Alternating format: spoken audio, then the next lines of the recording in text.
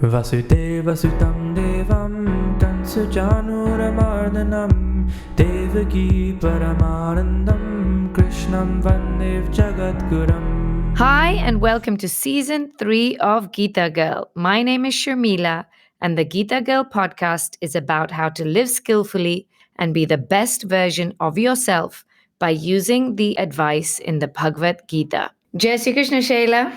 Jai Shri Krishna, Sharmila. As we know, this whole season of Geeta Girl, the last 2 episodes and this one, is all about managing anxiety. Today's podcast, we're going to talk about faith. Last time, we talked about God, and that is important because for you to have faith in something, you have to understand fully what it is. And before we dive in, want to define what is faith. The official definition of faith is complete trust or confidence in someone or something.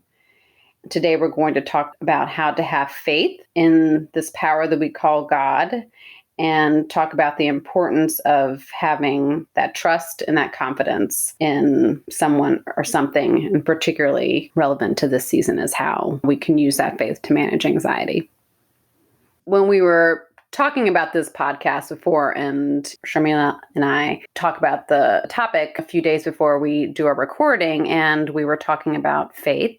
The thing that came to my mind first was how jealous I've always been of people who have an extremely strong faith, no matter what religion they are. You know, those people who are like, let go and let God. I surrender totally. I'll just let God deal with it. I'm going to let this journey unfold. Like that definition, complete trust in something or someone, that definition of faith. They have done that. They have put 100% of their faith in God, that God will take care of it. And no matter how difficult the situation is, they really have put their faith in that things are happening the way they're supposed to happen and things are going to get taken care of. When you look at them, you're like, my gosh, they're not anxious like I am. They're not walking around the world like a major calamity is about to befall them, because they're like, I trust that God will take care of it. And I do see very strongly that link between having faith and being less anxious about things. And it really does help you manage your anxiety. And I'm really looking forward to the conversation today, because I do believe in a God. I do believe in the higher power as it's defined in the Gita. We're going to talk and learn about how to have that kind of faith in that higher power. My mother-in-law, by the way, is one of these people who has a lot of faith in God, and she has tremendous strength. And sometimes I ask her, like, where does your strength come from? She goes, everything will be fine. And if it's not fine, we'll deal with it. God is looking after us. She just never seems anxious about anything. And she says, we'll deal with it. I mean, she's a tremendously capable woman. Right. But she has faith that God will give her the strength to deal with it. I like what you said, that she is a capable woman, because when I was talking about faith before and how I see these people who have this, what I have interpreted as a blind faith in a higher power, I think part of that definition is this idea that they have kind of given it all to God and said, you take care of everything, and I'm not going to steer this ship, you are. But I think what you've said from your mother-in-law's example is that she's capable of steering that ship, and she will if she needs to, but she also trusts and has faith in a higher power to lead her where she's supposed to be. Yeah, exactly. You can't put your hands in the air and leave your front door open and say, I'm going to have faith in God that a thief is not going to come and steal my stuff. Right. No, you have to close your front door and lock it. You still have to do your part. Right. And that's exactly what the Gita says. Firstly, it's important to know that Lord Krishna clearly states in chapter 12 of the Bhagavad Geeta that you don't necessarily need to have faith in the personification, which we call God, in order to create good karma or lead a good life. Which is actually surprising. People always say to me, I don't have faith in God. I'm like, you don't have to. That's right. Because Krishna in the Gita says, please, you don't have to have faith in me. It's fine. He states very realistically in the Gita that You don't need to have faith in the personification, the vision, or the idea of God. Okay? He says in the Gita that life is just more severe, more difficult if you don't have faith, which I think is what you're relating to, Shayla, when you say that the people who have faith, you're jealous of them because they kind of walk around really not seeming to have as much anxiety. However, Lord Krishna says that what is necessary is faith and trust, not in him, but in the teachings of the Bhagavad Gita, and doing the constant hard work in trying to apply the teachings in your life and live by the teachings. Lord Krishna says that faithfully adhering to the mindset and actions specified in the Bhagavad Gita, this is what is essential to creating good karma and leading a good life. So here, having faith that what is outlined in the Gita as ways to be your best self, having faith that those are, in fact, truth. Correct. Okay. Exactly. That makes sense. So what he's actually requiring of us is much more universal and realistic. He's not saying necessarily to have faith in him, although that's a good idea in terms of stress management. He's saying to have faith in the teachings, which is in many respects much easier because the teachings work every single time. And I think you can only have faith in that once you start doing it. If someone told me to have faith in all of that when I cracked open the Gita for the first time, well into my adulthood, I don't know, you wouldn't have faith. They're just words. They're just practices. But once you start doing them, like once I started really trying to focus on doing my best and really trying to leave the rest, and I have a long journey ahead of me. I haven't conquered any of those things, but I do see improvements in my outlook, in the outcome, and that builds my faith. I see it working in my own life, but I really had to take those first steps. It didn't come from just reading words. It came from actually doing it. Exactly. So we're talking about two kinds of faith here. One is faith in the personification that we call God, which is, as you said, Shayla, something that you're jealous of, and these people seem to walk around with less anxiety. And that faith, Lord Krishna says, makes life less severe, but is not essential. You don't have to have that. But the second kind of faith, Lord Krishna says, is essential. And that's faith in the teachings and the techniques of the Bhagavad Gita. Absolutely. And as we mentioned, that comes from doing it. Because if not, it's words on a page. Right. And funnily enough, some people I know who have the first kind of faith, faith in God, have absolutely no interest in following the teachings of the Bhagavad Gita. Oh, I've seen it myself. I think there are more than quite a few people like that because it's hard work. It's really hard. They don't do the hard work. That's right. They think, I have faith, tra-la-la, and I'm not going to follow the teachings. I'm just going to sit here and have faith. So according to Lord Krishna, that ain't it. Okay? Right. What is it? This is the most important, is faith and following the teachings. Okay? So two kinds of faith. The first kind of faith is in the personification that we call God, which is a comforting thing, but it's certainly not the most important thing.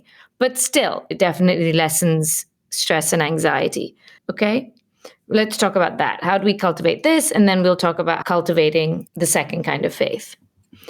We talked at length in the last episode about where God is in everyone and all around us, and constantly practicing seeing God in everyone and everywhere actively cultivates faith in God because you're constantly seeing and feeling his presence. Lord Krishna talks in the Bhagavad Gita in chapter 3, verses 11 to 12, that this practice of not only seeing God in everyone, but treating everyone as gods and respecting everyone as gods, as a small personification of God. He says, in this way, you will attain the highest good. This concept, if acted upon by everybody, would be a revolution. I mean, it's such a beautiful way of describing faith in action. This resonates with me so much, and it's a difficult thing to do, to see God, particularly in people that you believe are challenging or difficult, or you believe have no redeeming qualities. And of course, we know that everybody does, but I think it's so important to do so. And Some people I know don't. Some people I know don't. Have no redeeming quality. But I think if you could do that, that practice is a constant statement that says, God is here, God is here, God is here. And then you're surrounded by personifications of God. Right. Everyone you meet. Right. Everyone you come across. Right. So seeing and feeling and viewing everybody as a form of God is, yes, faith in action, that you treat them better, but it also increases his presence around you, the feeling of his presence around you. Right. Right. Okay? That is one technique of cultivating faith in God. The second technique Lord Krishna talks about in the Bhagavad Geeta in chapter 3, verse 12. He says that becoming aware and conscious, waking up to all the hidden gifts you are constantly being showered with all the time, 24/7, even if you haven't asked for it, being aware of these gifts, this practice cultivates faith in God. Lord Krishna says in the Bhagavad Gita that unasked, everything we have is given to us. It is a gift from God. Everything. And I'll give you an example. In this moment, I'm sitting in this chair. I just finished dinner. I did not harvest the food I ate, nor did I plant the seeds to beget the food that I ate. Did not build the roads that the food traveled on to get to the grocery. I did not build the school that educated me. I did not build the hospital that I was born in and subsequent hospitals that have looked after me. I did not build this building I'm in. I did not invent this computer, the microphone, the plates I ate on, the clothes I'm wearing, the light switch I put on. Lord Krishna calls them desired enjoyments. He said, unasked, all these desired enjoyments, I'm showering them on you constantly. The list is infinite of the gifts we have been given. And similarly, at even more basic level, the sunlight and water and rain that grows the crops, the warmth, air, everything is given to us by him. Even if things are going wrong in your day, something is going right. The fact that maybe you can put one foot in front of the other. Maybe you can walk. Maybe you can think. Maybe you can speak. Maybe you can breathe. He says something in your life is going right, even in a day that's going horribly wrong. And if you understand and are conscious of all the things that are continually supporting you, keeping you alive, keeping you nourished, keeping you sustained, he says, those are gifts from me, from Mother Nature, make no mistake. So this practice also cultivates faith in God. Most of us have heard of the incredible importance of gratitude. And that's really what we're talking about. There are a lot of ways to cultivate that in a practical sense. It could be every time you get up in the morning, you say 3 things that you're grateful for. And as we mentioned, even on days that everything seems to be going wrong, there's still something to be grateful for. The ambulance you hear in the background of my house right now is I'm going to choose to be grateful for it because it means that someone's getting the medical attention they need. God help them. There are ways that we can exercise this every day. And then soon you'll start seeing everything as gifts to you. You'll start noticing everything in the world that has contributed to you taking any sort of action, and you'll start seeing that God is in everything and is everywhere. And is constantly supporting you. That's right. Lord Krishna continues that by feeling gratitude and appreciating the gifts and support that he's blessing you with, he says you should be inspired to share your gifts and talents for the good of all. He's talking about Sheva, a practice of service, helping others. And helping others has been scientifically proven to reduce anxiety. It takes the focus off yourself and onto doing good for others. It reduces stress. It releases endorphins and makes you feel good about yourself and empowered. And all these feelings also inspire faith in God. And I think we all can find examples of this in our own life, whether you helped paint a mural or made meals for a hungry family or listened to a friend who really needed you to, or helped a child with homework, that you got something out of that too. That feeling that you got out of that is sometimes as powerful as the help that you are giving somebody else. In our everyday life, we just need to be intentional about giving back more and helping others more and doing small and big acts of seva every time we get the opportunity. Bono, the lead Oh, singer yes. of U2, he started this charity called Red. Do you remember? I It do, was Red for and AIDS, it yeah. was for helping to fight AIDS in Africa. And I remember this interview. He goes, listen, I have performed at the biggest stadiums in front of 50, 60, 80,000 people. And he said that feeling of performing and all these people are listening to you, he goes, that is so incredible. Nothing can compete with that feeling. He said, but helping someone comes pretty damn close. And I thought that was so cool. That is very cool. You may not be singing in front of a stadium of thousands of people who know your lyrics, but you can get pretty close to that feeling, and that's giving back to others. It is a high. That's from Bono, who knows? Yeah, it's a high. right. I mean, I don't know what it's like to sing in front of Goodness. 80,000 people. But I do know the high of helping someone, and it makes me feel great. Right. It makes me feel blessed. Lord Krishna says this cycle of feeling gratitude and being inspired to help, and then feeling blessed and then being inspired to help more. That cycle cultivates faith. Because it also gives you purpose, right? It shows that those gifts that we're thankful for that we have can be used to make a difference, right? Yeah, to make a Everybody difference, wants to make to somebody else smile. But absolutely. So the next practice that Lord Krishna says cultivates faith, in chapter 12, verses 6 to 7, he says the practice of constantly viewing Lord Krishna as your boss. We've talked about this. He says, if you constantly view me as your boss, and Shayla, I'm going to ask you this question. If you did everything as if Lord Krishna is your boss, right? You're an employee of him. You have this instruction manual in the Gita, and everything you do, you're not doing it for any other recognition other than for Lord Krishna, who is all-seeing and almighty and omnipresent and is watching you, and you're his employee.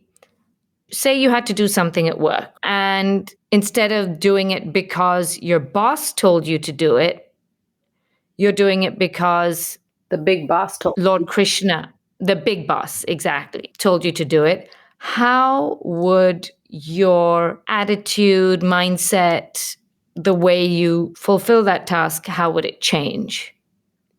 I can answer this more easily than I could have a few months ago because I've been trying to practice it.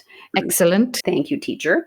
And the truth is that it's freeing. And I'm truly doing my best in that moment because I'm not concerned about how colleague A will interpret my action or colleague B's expectations. I'm only concerned with my dharma, my duty, and doing what's truly the best for Krishna as my CEO. And it's a tangible way to think about letting go of other people's expectations. And thinking of Krishna as your CEO is a tangible way of also letting go of the expectations about the outcome and just doing truly your best action with no expectations of people's perceptions or the outcome It really feels freeing. When I was talking before about how these little actions help you build your faith, for me, that was one of the biggest things that started building my faith when I try to do that as much as possible, to think, okay, I'm doing this for Krishna and I'm truly free to do what I think is best in this moment. Hard. And I don't do it every time, but I'm working on it. What I'm hearing from you is that when you view Lord Krishna as your boss, you're calmer.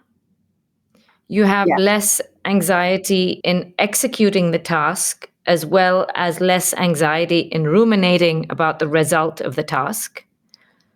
Your effort is more focused because you're not ruminating about everyone else. Your effort is more focused.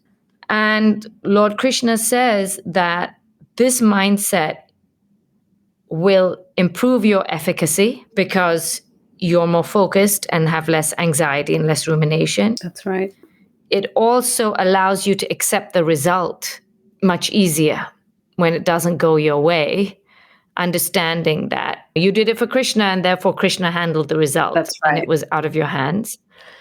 And this mindset is an effective tool to combat anxiety. And like you said, Shayla, practicing these techniques increases our faith in God as well as our faith in the teachings. These are all ways to cultivate faith in the personification of God. And we've crossed over now to the second kind of faith, which is essential, according to Lord Krishna, is faith in the teachings and techniques of the Bhagavad Gita. And how do we cultivate this? And like you said, Shayla, the first way to do it is actually just practice something. Keep doing, seeing it work, and then that gives you faith to keep practicing. It's almost like when you go to the gym and you see results, you're more inspired to go back to the gym because you're like, oh, this works. Absolutely. Right? Practicing the tools in the Bhagavad Gita is truly empowering. It gives you more control in your life in so many ways. Your decision making is more focused, is more clear, is intentional, and a lot less stressful because you're implementing the techniques in the good book. So there's not so much anxiety because you're doing what you're supposed to do according to the good book. That's right. A lot of my students have experienced, and they've told me, and I've also experienced, that practicing the Gita has profoundly changed their life and made difficult situations more manageable. The difficult situations almost become like spiritual tasks, like spiritual realizations to them, ways for them to practice their spirituality. And in doing so, it even sets a great example for the people around them. I had a student join my class. I won't say the name because I don't know if he wants to be named in this podcast, but we were talking about doing your duty and not shying away from unpleasant duties. Do you remember this class? Do. Yeah. And he was like, oh, but I have to fire somebody and I really don't want to do it. And it's going to be awful. And we talked about in class how if you do it ruminating that this is going to be horrible, that gives you anxiety. If you do it with the viewpoint of, look, this is my duty. I have to do it. This is what's best for the company. And I'm just doing my dharma, doing my duty, regardless of how unpleasant I may anticipate it to be. It doesn't matter. I'm just going to do it anyway. And he did it. And he came back in class. I said, how was it? He said, I don't know what kind of crazy Jedi mind trick that was. He said, I was practicing equanimity. And I told my employee that this is my duty. I would be remiss in my duty as your employer and the owner of this company if I didn't fire you. So I have to do this. And he said, even my employee, when I put it that way, was like, yeah, I get it.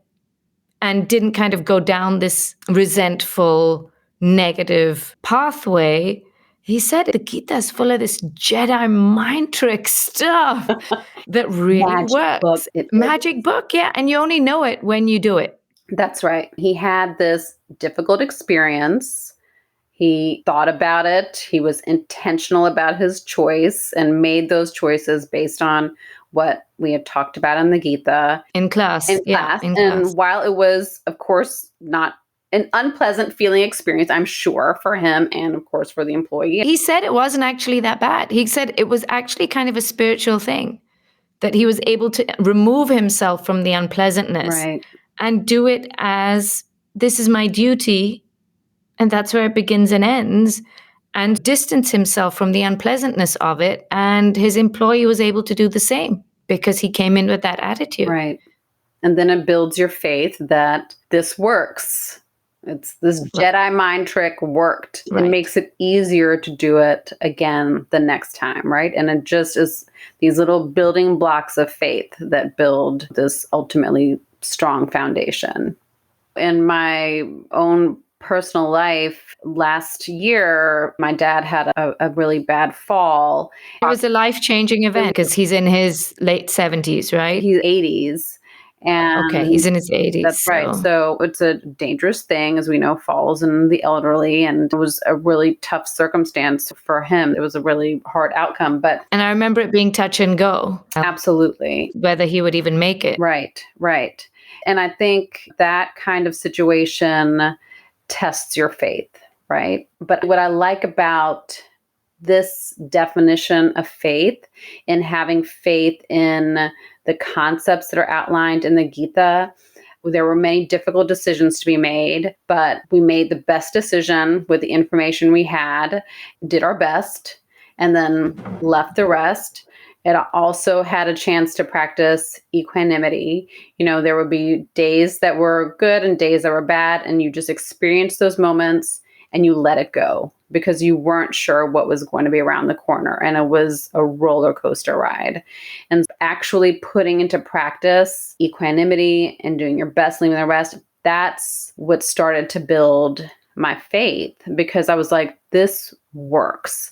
This helps me manage what is an incredibly stressful, extremely anxiety-inducing experience. Did I have no stress? Was I devoid of anxiety? Nope. Can't say that happened, but it certainly helped me manage it to the best of my abilities by using those tools that luckily I had been practicing in little bits before. But that certainly built my faith in the teachings of the Gita. I mean, it really solidified it in a way that I don't think anything else could have. Of course, that's my personal example, but I think all of us have examples where we talk about our faith being tested or that we lose faith. Many of us have had those experiences. And what I really like about everything we talked about today is that having faith doesn't have to be this huge undertaking. It's really simple. It's practicing what's in the Gita. It's practicing gratitude, all these really practical things, seeing the God in everybody, seeing the God in everything. These are all things that we can each do every day that will build our faith. It doesn't have to be something that feels out of our reach. And it takes practice and cultivation. practice. It's not like you're going to wake up tomorrow and say hallelujah. Absolutely. As we've talked about so often throughout these podcasts, it's about being intentional. It's making a choice every day to say, I'm going to think of 3 things that I'm going to be grateful for. I'm going to choose to look and see the God in this person that I'm interacting with today. I'm going to choose to practice equanimity. I'm going to choose to think of Krishna as my CEO and do my actions with that in mind. And maybe taking one of those things and trying it each day.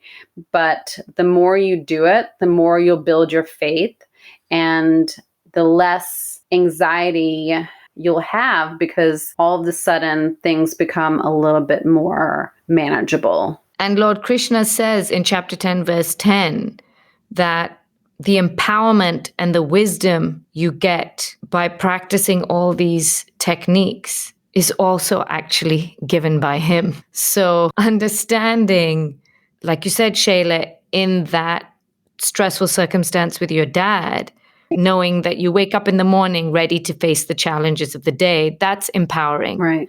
And Lord Krishna says that even this empowerment, that's given by me. So he says, you're welcome. And when you're empowered, understand that this is from me. So that should inspire your faith even more. Right. Lord Krishna says in chapter 18, verse 58, which is almost at the end of the Bhagavad Gita, he says, with your mind thus fixed on me with faith, you shall overcome all difficulties by my grace. He doesn't say you can overcome. He says you will overcome all difficulties by my grace, which to me, that gave me a lot of comfort that you will have the strength. Absolutely. I think so much of combating anxiety is that belief that you can Right. overcome it, and you have within you all the tools you need to do it. And Krishna is saying right here, you do. And he says, by my grace, I am there. My grace is with you. He says, with your mind thus fixed on me, you shall overcome all difficulties by my grace. So he's saying he's there, and his power, his blessings are there. We just have to tap into it. And then the last thing, and this really blew my mind, in chapter 4, verse 42, Lord Krishna explicitly advises us to let go of doubt and practice the wisdom and teachings of the Bhagavad Gita. And he says, bonus points, if you live your life according to the Bhagavad Gita, in this way, the karmic consequence does not bind you. Meaning, you've practiced the Bhagavad Gita, you've practiced the techniques, and if things turn out how we perceive them in that moment to be wrong, he says, then you're not bound by any negative karmic consequences because you applied the teachings of the Bhagavad Gita. Right. That's all he wanted you to do. Right. You've done your best. You can truly leave the rest. You've applied the best practices that you could. That's right. And that negative circumstance likely had nothing to do with your action. Probably had something to do with things that are totally out of your control. See, once again, So he freeing. Right. So he says, you're not bound by that negative karmic consequence. He's like, don't worry. I got you. You're not bound by that. Even if it's what you perceive to be wrong, you applied the best practices. That's all you were supposed to do. And those best practices are clearly outlined in this magical book. So that was our podcast on faith. We've said it throughout the podcasts, and we've said it through this one. It's just about practice. So we are all on this journey together, and we wish you all luck in this practice. I wish myself and you, Shayla, luck too. That's all absolutely of us. All of us. I'm putting all of us in this everybody. bucket. We're all making these small little steps, but hopefully we all see differences, and we all see those small steps as building a stronger and stronger faith and less anxiety. So catch us on Instagram and Facebook at Geeta Girl Podcast. You can email us any questions you have at geetagirl@yahoo.com. Don't forget to rate and review us. And please always know that our door is open for suggestions and questions and communication. So email us, DM us, as the kids say. Put a comment on our Facebook or Instagram page. We love to hear from you. Jai Shri Krishna. Jai Shri Krishna. Vasudeva Sutam Devam Kansujanuramardanam Devaki Paramanandam Krishnam Vandev Jagadguram